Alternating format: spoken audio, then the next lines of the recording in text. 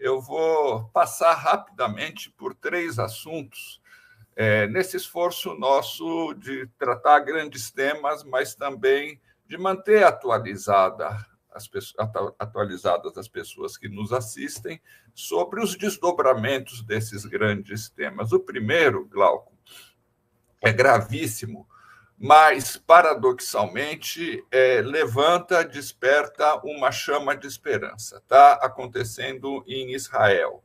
Houve dois movimentos nos últimos dias.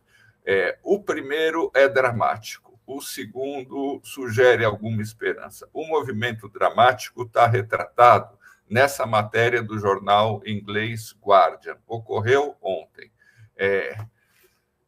Tem a ver com o sítio, né, o cerco a Gaza, que já dura 11 semanas.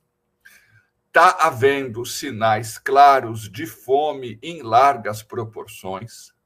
Israel está com enorme dificuldade de sustentar essa situação.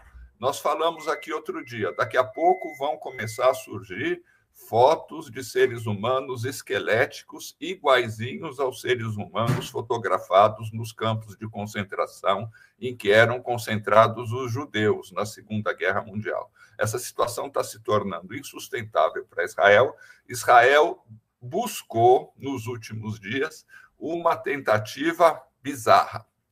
Começou a entrar um pouquinho de comida miserável e em condições políticas também dramáticas. É assim, já não tem mais cozinha comunitária. São pacotes, são caixas de mantimentos precárias, porcaria. As pessoas aqui na foto estão protestando contra isso. Basicamente, um pouco de farinha e algumas latas de feijão para pessoas que estão morando praticamente sob escombros. Essa é a primeira característica.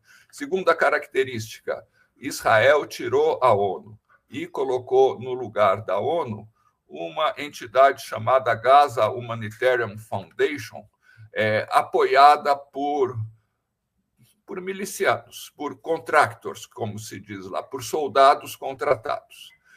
E colocou a entrega dessas caixas num local distante, centenas de metros distante de onde as populações estão concentradas, o que tornou extremamente desigual e o que impediu concretamente que pessoas descapacitadas pudessem ir atrás dessas caixas. Houve um tumulto ontem.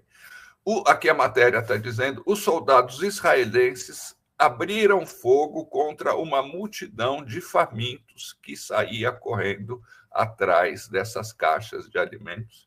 Morreram várias pessoas, estão morrendo várias pessoas, dezenas de pessoas por dia em Gaza.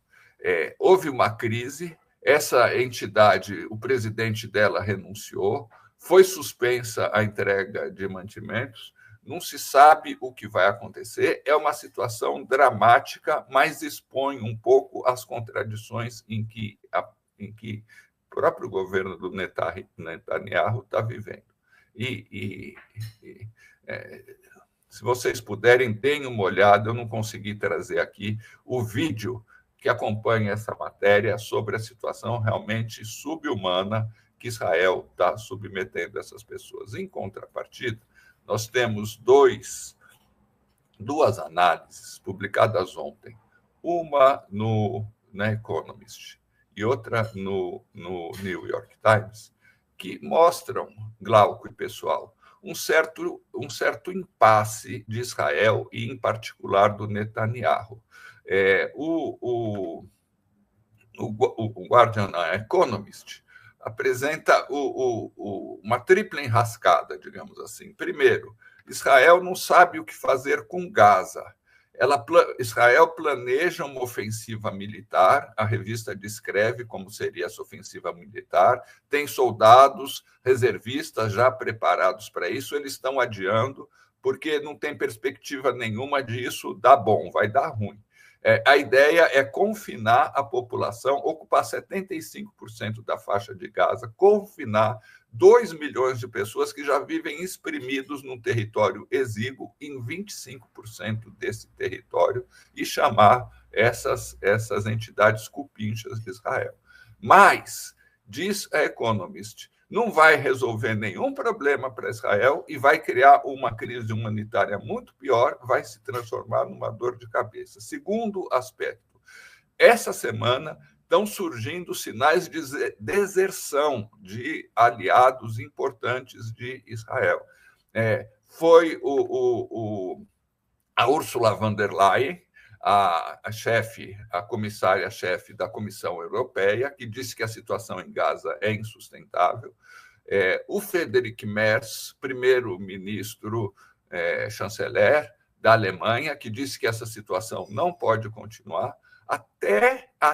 Pasme, até o Donald Trump está dizendo que essa situação está se tornando insustentável. Mesmo Donald Trump, que quer, por outro lado, construir o resort lá em Gaza. Ou seja, segunda contradição, Israel está perdendo rapidamente aliados. Terceira, o Netanyahu se meteu numa confusão, numa briga com o judiciário, com as Forças Armadas e com o serviço de inteligência, porque ele retirou o chefe do Shin Bet, o Serviço Secreto de Israel, e quer colocar um sujeito lá, que é um tal de David Zini, que é da ultradireita, para que ele se componha com a ala de ultradireita que apoia o seu governo.